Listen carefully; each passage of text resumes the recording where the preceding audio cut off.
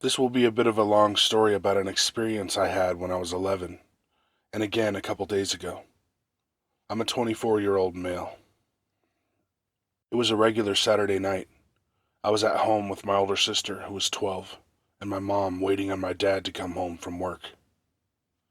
Keep in mind my dad worked very late as a welder, and it took him a little over an hour to go to and from work.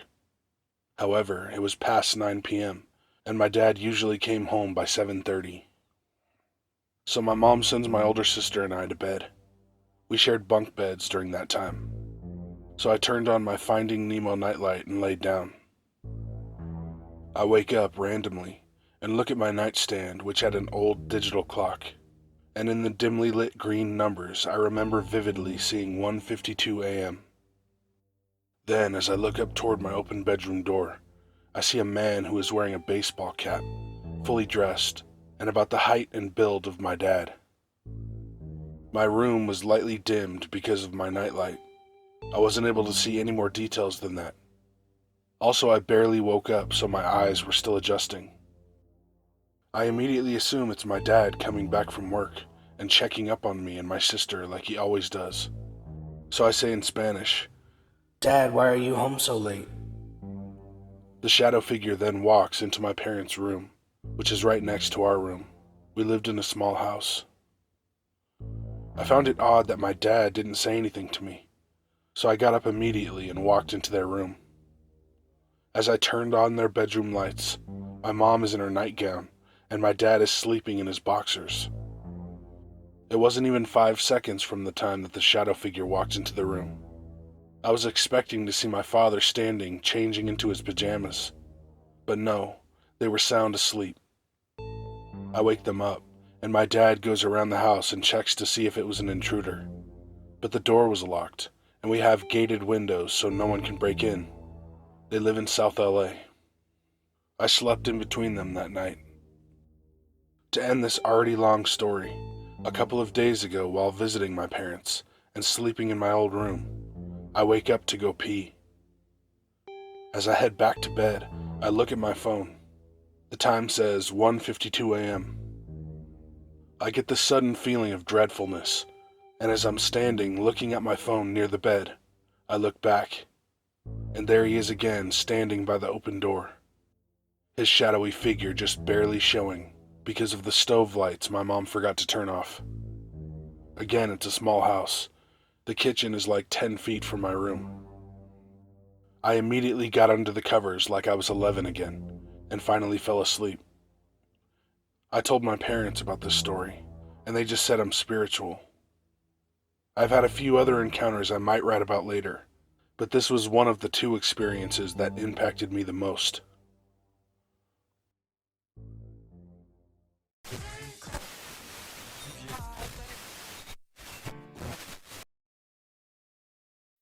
So, in summer vacation, I had to spend time with my grandparents for a while.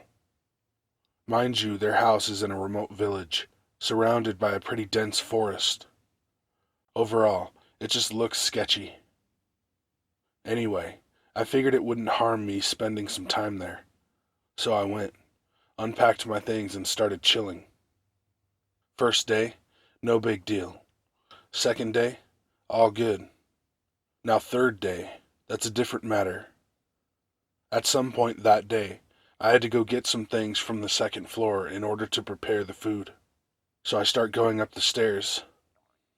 Suddenly, I hear some kind of low voice, like a whisper.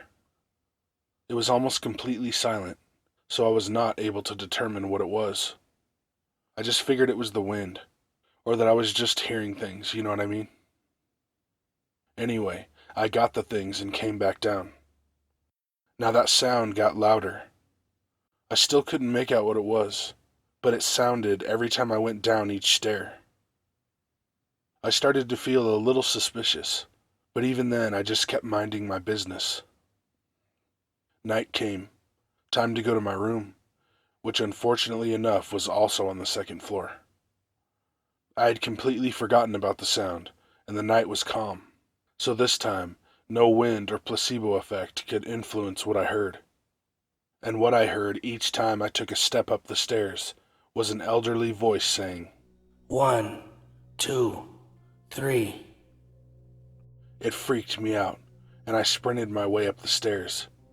And with every step I took, the voice followed me, and kept count of them, at the same speed I was taking them, like encouraging me to go faster. 5, 6, 7, 8, 9. And during that time, two things happened to me. First of all, I noticed that each sound was coming from each stair. It was right there with me, which was creepy to say the least. And the second thing was my brain telling me, Adrian, whatever you do not fucking look back. Mind you, I have never agreed with something as much as I agreed with that advice. And I'm pretty sure I broke the record of how many stairs can be climbed in the least amount of time by a human being. Thinking about it now, why the hell were there so many stairs in order to get to the second floor? When I got to my room, I inadvertently started counting my heartbeat the same way the voice was counting the stairs, which made me swear out loud, paranoid that the voice had come into my room. But there was nothing. It was completely silent. So okay, now what? Do I call my grandparents? Do I flee the house before some spirit annihilates my ass? Or do I sleep? Obviously, I slept. I slept like a baby. The amount of mental stress the situation had put into me made all of my energy fade away, and I fell asleep in seconds.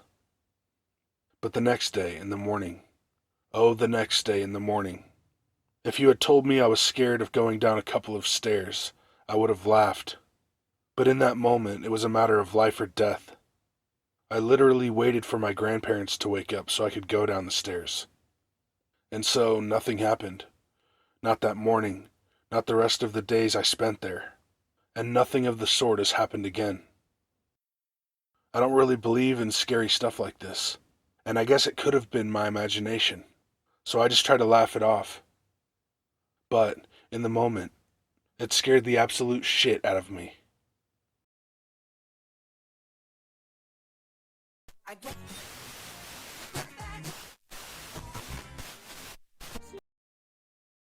For a little context, my family moved into this New England farmhouse when I was 9 years old. Tax records say the house was originally built in 1880 as a part of a large greenhouse complex. Our house being one of 4 colonials on the property that housed the immigrant workers or served other functions for the original farm. To this day, the house sits along a quiet country road overlooking the fields. The huge old greenhouses still stood beyond the backyard, completely abandoned, until they were eventually demolished by the town around 2010.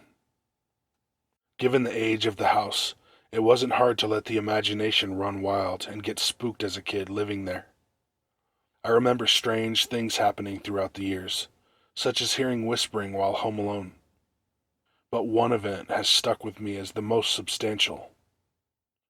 Let me preface this story by saying I've always been a bit skeptical of what I experienced, and I questioned my own memory despite how vivid, due to being only about 10 years old at the time. My bedroom was a small room on the second floor of the house. The only form of closet was the doorless space under the attic staircase, which was too low for a shelf, so it remained mostly empty. I woke up one night while the rest of the house was asleep. Through the darkness of my room, I could see from where I was laying that there was a man in my closet space, sitting with his knees up, arms folded on top, and looking out as if in deep thought or waiting. I remember being unreasonably calm and sensed that he was harmless. I simply asked something along the lines of, "What are you doing here?" And he told me he lived here too, or at least used to. He told me his name was Kirby. He seemed fairly young, maybe late teens or 20s, and was either very tan or dirty. It was like he was absorbing any moonlight coming through the windows because he was in constant shadow. It was somewhat hard to see him. I had originally woken up because I needed to use the bathroom. We were still doing renovations, so the only working bathroom was downstairs and on the other side of the house. I was awake and aware enough to find my way, and told Kirby to follow. He walked with me through the house, me mostly making childish chatter about being in the 5th grade, until we reached the bathroom door. I told him that because he was a man, he wasn't allowed to use the bathroom at the same time as me. He nodded and stood back as I shut the door behind me. I did my business, and when I came out, he was gone. I didn't think much of it. I returned to bed that night and I never saw him again. For whatever reason at the time, it wasn't a big deal to me, and I went about my life as normal. It's only as I've grown older that the memory has begun to bother me.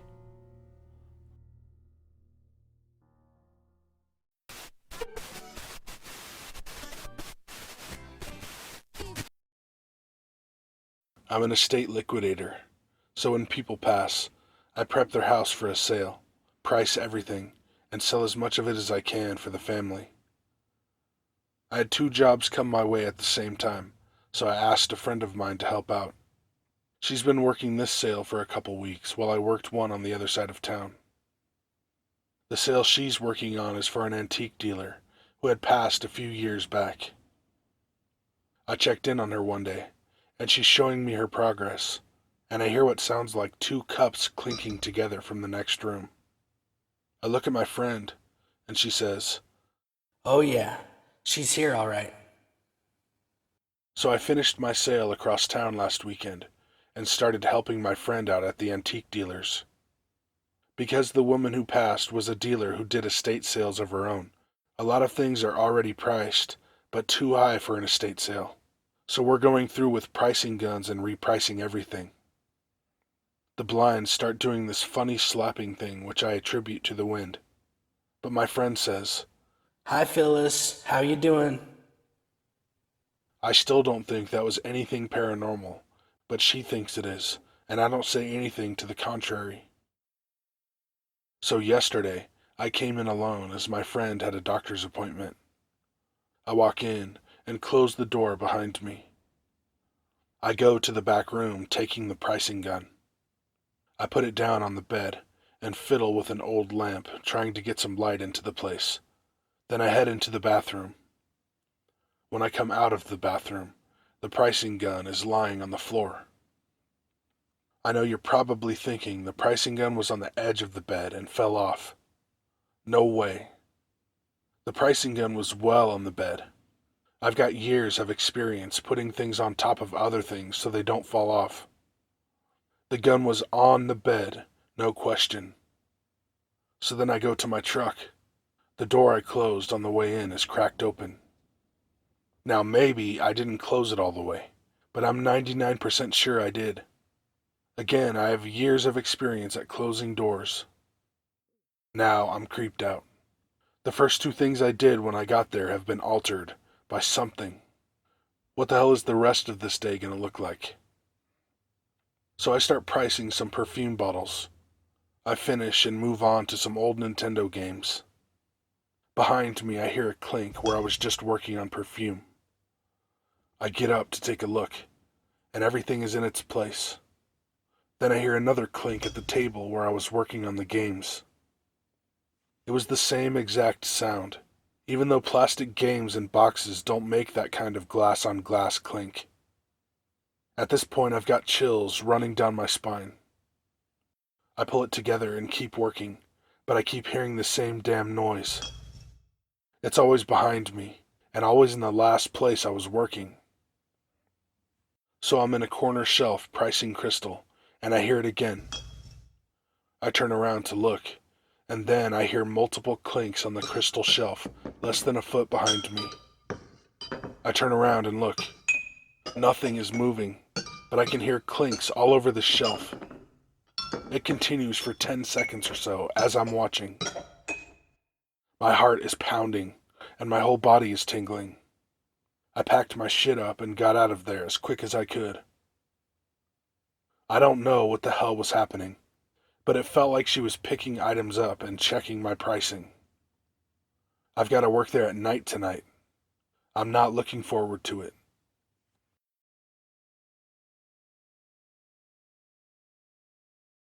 Hey guys and ladies, thanks for watching. Links to all my shit are down in the description, merch, Patreon, social media, my Discord. Come follow me. I'll probably follow you back. We are going to do a skit. I like to do one every now and then. But first, I just want to talk with you. How are you? You know, that clink story reminds me of doing drywall. I used to live in Summit County, Colorado, and I did patches on these crazy houses, like vacation homes. And so there'd never be anyone there. It was great. I'd listen to my headphones and do patches. But there was a handful of times, and I'm a total skeptic. I'm skeptical about everything. All these stories I read and all this. I mean, I want to be scared, but I can't change how I think about things.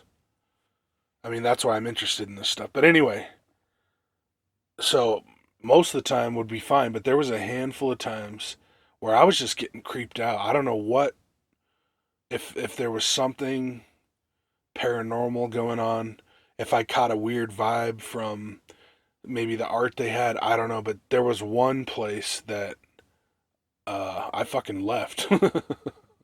I left. And when I start to feel those feelings in a house like that, I'll start looking into like TVs and mirrors and stuff when I go into certain rooms, like expecting to see something, which I'm sure doesn't help.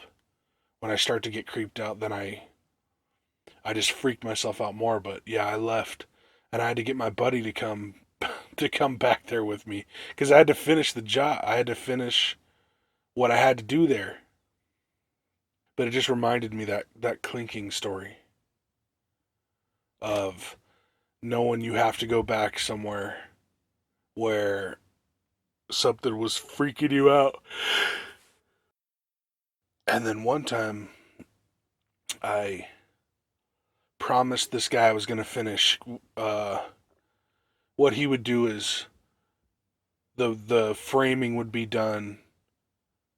You know, the exterior's done, the framing's done, and he was about to put the boiler in. So I would have to go in there and tape everything. You know, that's how he did it. And so I promised him I'd finish doing it. And I think it was my birthday. And so it was up on this, you know, I was in a neighborhood with a couple houses, but it was like a new development area. And so I'm doing it. And of course, like with everything, I'll be like, yeah, I'm thinking I'll finish by 5. Well, now it's 10, and I still have to do, I misjudged what was going to happen. So it's dark out. I got I got a light plugged in that's lighting up the little boiler room, and got my headphones in as usual. The best part is blasting music, but I swear I hear, even though I'm blasting music, somebody like scream, like a guy screamed so loud that I heard it through the the song. And so I like got creeped out, and then I rewound the song thinking like, is it in the song? And it wasn't there, and I contemplated leaving, but I had to stay to finish. So eventually that feeling goes away, but I was creeped out then too. I almost left that one too. So I'm gonna stop rambling. We're gonna do a skit. I love you guys. And be good to animals, even people. Sit.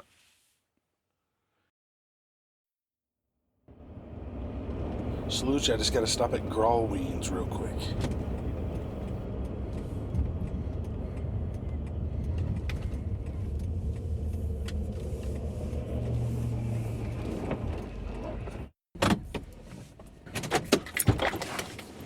I'll be right back.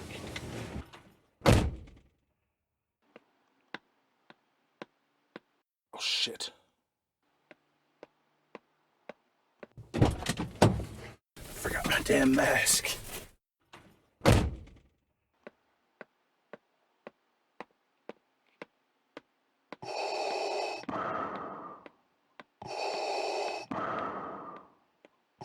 Welcome to Grawlings. Hi.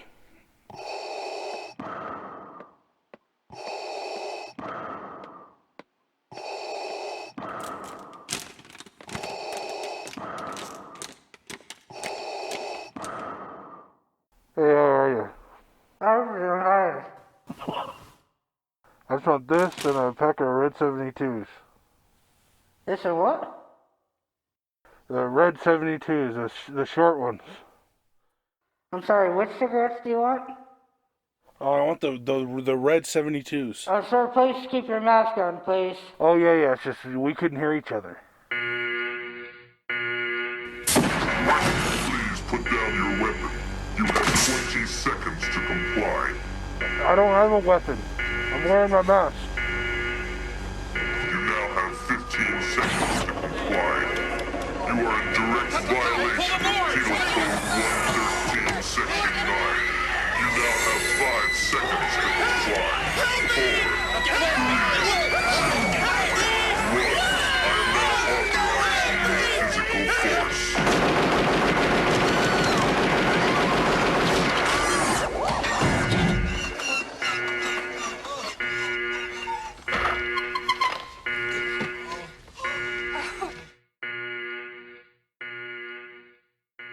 Welcome to Grawlings.